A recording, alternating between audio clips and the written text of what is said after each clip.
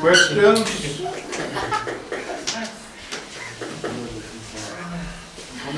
Everything is clear. I can do a few things. I can talk a little bit about the performance. I have told some of you that I had not slept for 2 days. I had a terrible ache in my stomach. I couldn't lie down. I was sitting awake all night in an armchair. Probably I had been poisoned, not in context with this, for some other reason that I do not understand. But that's the explanation of it. I got fully recovered. Were you just fooling him, or did you want to say something so long now? I told you before that it is an advantage when you know your topic, when you are making a performance. In this case, I had prepared the presentation for 1 hour, and I got 25 minutes. And I entered the stage, which is quite common on conferences like this. So I had to kind of cut short. Anyhow, I had just the notes, what I was going to say if I had done the full presentation. I also had kind of a manuscript of the whole performance. But cutting it to 25 minutes, it's not so easy to do when you're on the stage, so I had to do it kind of what you call it, just perform directly and not follow the manuscript. There are a few techniques. First of all, the most important thing is that you know your topic well and you know more than you're going to say. Because otherwise, if you have collected facts from 3 books and made a manuscript but you don't even understand half of it yourself, then you're bound to read the manuscript and you are easily lost. Then you need to have an introduction, that is the way to start your presentation. And then also a way to stop your presentation, a way to get off the stage. And that when I do a thing like this, which is not so very common anymore, I always have. Then you don't have to follow this. This introduction I made up when I had entered this podium, because of the situation with this previous speaker, whom I had liked and admired until he did his presentation, but then I was not so sure anymore. And so then it doesn't matter, but if when entering the stage, I would always know one thing I could start with. That was my prepared introduction. And then you also need a way to get off the stage. Which one I also didn't use this time, but if you're in talking about things, and I had, like I said, 25 minutes, and you have to keep that. So when you have 23 minutes, then you can finish in 2 minutes, and that you have prepared also. Then I also, during this speech, had a total blackout. I knew where I was, and I knew basically what I was talking about, but I had no idea what I should say. And can anyone, some of you have told this, can anyone figure where in this presentation that happened? Where I was lost and I had no idea what I was going to say.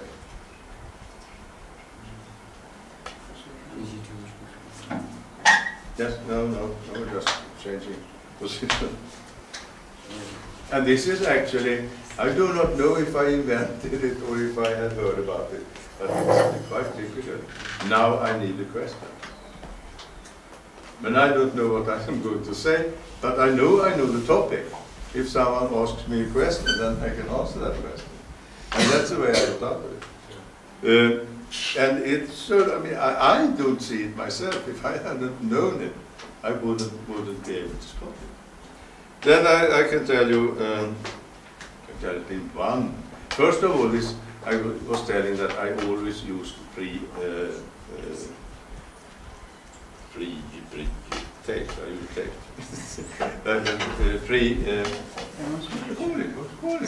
Talking into tape. Recorded tapes. Thank you. Pre-recorded tapes. And just if someone was to complain and say, what is he saying? What is he doing? Is he trying to get them into some stupid things and so on? But then once the tape recorder stopped working, and that was not very good. So I had to switch it off and then start talking myself. And then afterwards I asked the students if they had noticed anything special this time. And they thought, and then one boy said, yes, suddenly the music disappeared. But it wasn't completely different. It wasn't I wasn't speaking on the tape. It was another person. And they didn't notice it was a new person. But he had noticed the music disappear. Another quite funny incident in my mind was a later group than this, or maybe the group I mentioned, but they are not part of this presentation. We had quite a huge group of mainly girls in that case, and we had students. It was a common classroom, and they were lying on the tables, lying on the floor, lying everywhere. And then I was at that point of time reading, I think, or if I had a tape, but it was a pause in this presentation, in the tape, where they were actually kind of working themselves in the head. So then the door opened, and the blind caretaker of the school entered the room. And it was, of course, dead silent, so he didn't know it was full of people. And there were students lying on the floor. So I had to handle that situation. I don't know if you have heard kind of a tape like this. I said, now continue what you are doing and do not listen to what I am saying. Arne, please stop, turn around and leave the room the way you came. I will explain to you later. And now you return to what you were doing. And then we went on. And he was fantastic. He had been working in school all the time, had always been blind. And he knew his way, but he had to give all the students they had what's called cupboards for the students in school. They each had one with a lock. But he had to take them around and give each one of them their cupboard, because otherwise he wouldn't know where they were. And he also positioned the cupboard, and he had a system for the numbers of the cupboard and everything. And then he could do it. The only thing he couldn't do was to take food in the dining room when it was kind of a buffet. So then normally one of his assistants would help him, but sometimes I had to. So you walk down, what is this? That's tomato, here's two. And what's that? That's cucumber, here's two. And what's that? I don't know, it's green. Yeah, I can tell it. And that way you feel the taste for it. Okay, so now I think we have both light and keys. Shall we try to return to GMH, or do you have questions? Okay, so then we will walk back to GMH. And this afternoon we shall try to start the group TOEFL IELTS group. How many of you have done TOEFL? Yes. Two. Are there more persons here that have done TOEFL? Okay, and girls I know have done IELTS.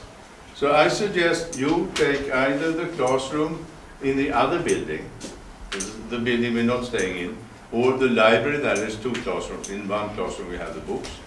And you check the manuals and you discuss your experiences of the tests and make some kind of protocol of this.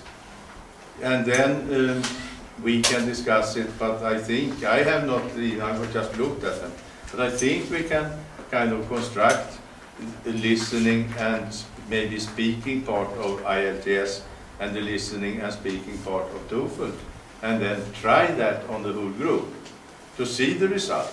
My theory is it could be an advantage for Indian and Tibetan students to do IELTS rather than TOEFL. And that I want to find out, because if it is true, then of course one should try to recommend them. Next step is to find out which percentage of universities in the United States accept IELTS. But I think it is quite widely accepted. And what did I plan more?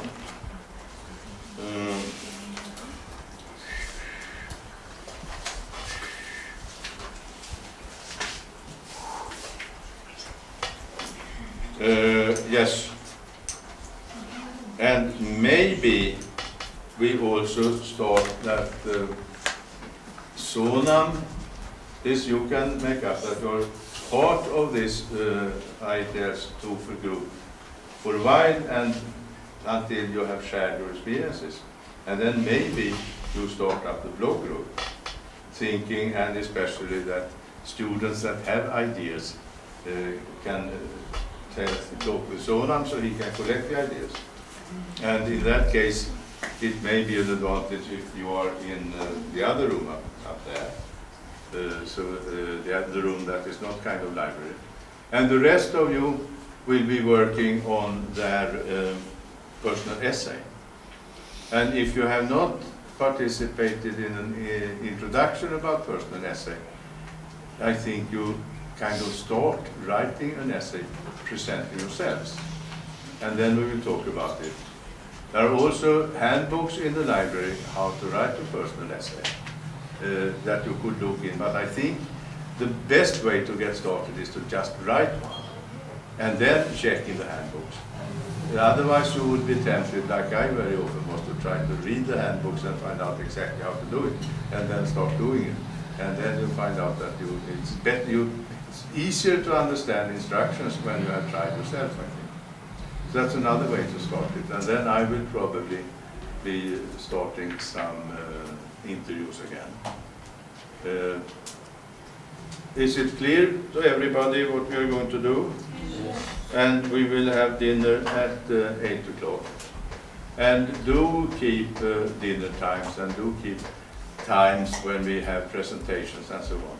So we don't have to wait for each other, because then we are just losing a lot of time. Okay, thank you.